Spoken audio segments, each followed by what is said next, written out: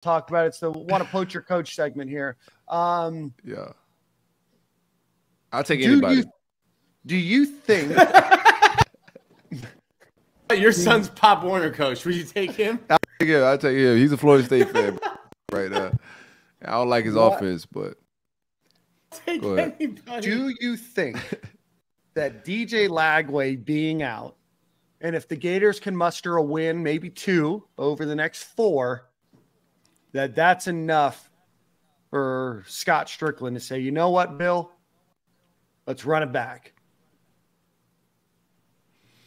I think you just got to consider the entire program as a whole, like recruiting, where everything's at. You can't forget how we started the season because that matters. Like starting and blowed out at home, in front of recruits, that whole thing. Kids are impressionable, and you can see it on the recruiting trail, which is not clicking right now. We're in the 50s. I do think we're about to lose 2 or 3 kids. We're going to drop even lower. Quarterback room, where we at? Just think it's not just the games we're seeing play. You got to look at the program in its totality and the future. This league is moving fast. NIL is moving fast. Teams are growing. The footprint, you gotta sink your foot in and make some traction here. And I don't think we in the place to do that. So in this totality, if Lagway's playing, I think he don't go down. I think, and we spoke about this earlier in the season. I said that Lagway's the type of talent that could just carry a coach. He could play well enough to extend Billy. That's what I was afraid of. And it was kind of happening. I think if he stays in that Georgia game, I think we win. I think we go in. I like us to win everything going forward if Lagway's healthy. And I'm not giving any flowers to Billy's coaching and play calling. This is just how good this kid is. And, I think players want to perform. The offense is explosive. The defense is playing better. If Lagway's around, it's a different story. But considering what we're facing, I don't think Lagway's promising and what he brings to the table enough to keep him in totality with where the program's at. We've watched Gene Chezik win a national championship with Newton and what happened. But Gene Chezik was at least a defensive coordinator and defensive mind. You got, Cam Newton, and he gets Gene Chezik in the championship. We've seen Norvell with Jordan Travis, and they fall off a cliff.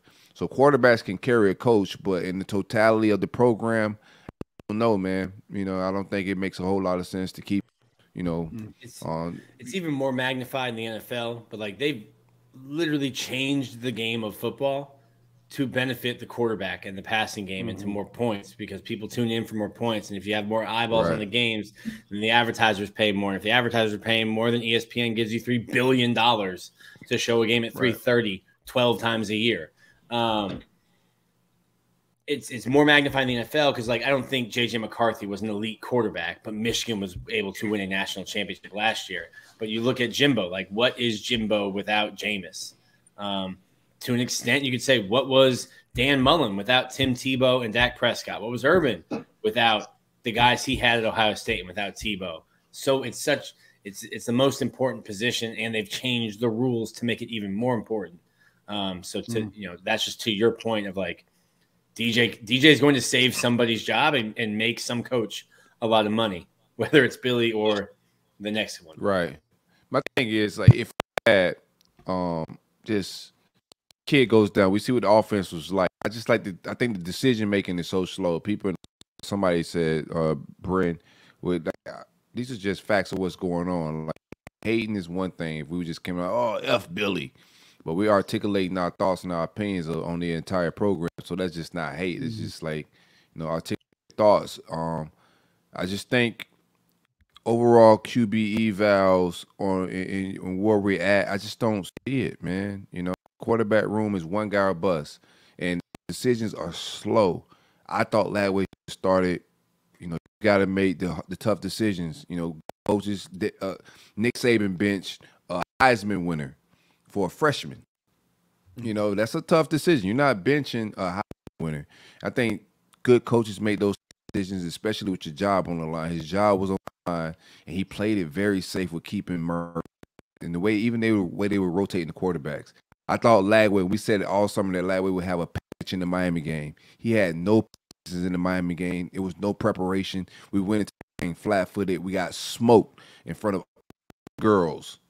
in front of all the women. We got smoked. So I just don't see, bro. Like I don't understand how we can like at a 50th ranked class because every recruiting class matters. So at this point, we got a transition style class with no quarterback in it. We're gonna lose a couple more kids at the top of this thing to rivals on the trail. I don't think one player in DJ Lagway is to like keep this guy because recruiting is gonna start again next year because he's not extended. You got to extend him for it to make sense to the recruits. They want to know if that coach is going to be there for the 3 to 4 years, and the years ain't adding up. So you just put into a spot where you get 2 years of back-to-back mid-recruiting. You can't sell hope anymore. So, this year was just a make-or-break year. All right, I supported Billy. I touched grass for 2 years, gave him space, no criticism really, just vibed out. Said what I didn't like, but wasn't super hard on staff with, fire him. That's just not realistic. I touched grass for 2 years. At University of Florida was not going to fire a coach in 2 years. 2 years is up. The Miami game was a big flag for me, and I said this in the offseason, how they play that Miami game is going to determine how I feel about this staff. They came out flat. They came out again, Texas A&M. Now we're all the way through the season. It took you way too long to figure out DJ Lagway should be starting. You never figured it out. It just happened for you with an injury. Same thing with the running back room. I thought Ball should play more game. He's a game breaker. He should have been getting more carries. The decisions is just too slow, And I think where we at in the totality of the program. No, Billy, I think he's a great guy. He should be in charge of a men's church flag football league where just playing close matters. The fan base got to grow some balls and soft. Like, what? I'm just going to say the fan base is getting soft. No, sir. Check my mentions. They think you're just like Billy's water carrier, and you're sucking up to Billy because he gives shout outs to your kid. Silk went through so many farmers market punch cards those last 2 years. Yes, bro. I was touching grass. I was being a wholesome man, not like cursing out the coaches or anything like that. This wasn't like me, but I was vibing out, just giving people time to win. Bro, we're not a program. We're running like 10 in rivalry games. I'm not driving 5 hours to lose. Like, to be a fan of a product like this. I'm not driving 5 hours to a game where we get smoked in front of a rivalry fans, that all of our statues, and then what are we playing the games for? Being close to Georgia don't do nothing for me. Like, it just doesn't. Like, he's had 3 years to beat a significant team. This year we haven't beat a winning team. UC didn't feel great for me. It felt like we were supposed to beat this team. Losing the touch as fans. Like, y'all letting these years of losing taint what this really is. No, this is one of the greatest football programs in America. In America. Steve Spurrier built this house, bro. Are we kidding? Are you kidding me, bro? Like, we used to run down on budget, and I'm not used to this, And Vanderbilt is bowl eligible. They beat Alabama. Anchor down, baby. Anchor down. Right. Put some respect on my guy Diego.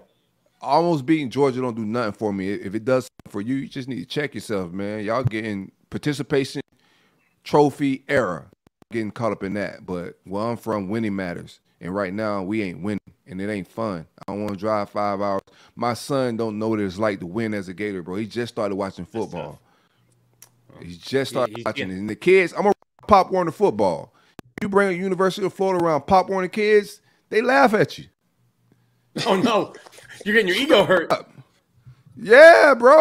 Straight up. They laughing at you. Feelings hurt at Pop Warner field. They laughing at you. Like, what do they know about Florida, bro? Like, getting smoked. They ain't even watching that. I make my son watch it, man. just straight up. It's getting too soft, bro. We gotta win football. And I don't think Miami's back, but they got one of their own and they're passionate, like only funky as your last cut. And our last cut has been a while ago, bro. And 4 losing seasons in a row hurts. I don't want to watch this no more. Nah, facts.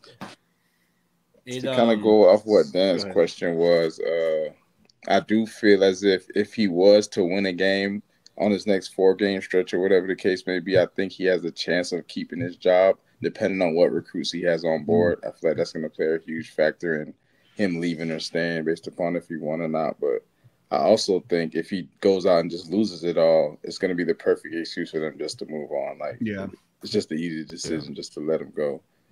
So. Yeah, man, it's an interesting conundrum, right?